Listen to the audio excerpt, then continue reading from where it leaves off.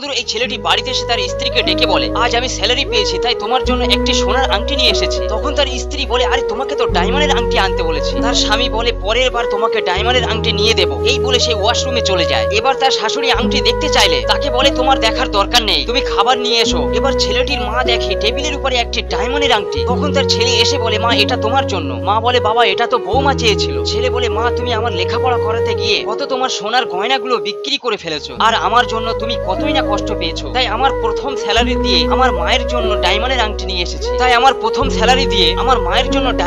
নিয়ে এসেছি। সত্যি বন্ধুরা, মা বাবা আমাদের ছোট্ট থেকে কত কষ্ট করে মানুষের মতন মানুষ তৈরি করে। তাই সেই বাবা মায়ের জন্য আমাদের কর্তব্য বৃদ্ধ বয়সে তাদেরকে হাসি খুশি রাখা। তো আপনারা কি বলেন কমেন্টে একটি কমেন্ট করে যাবেন।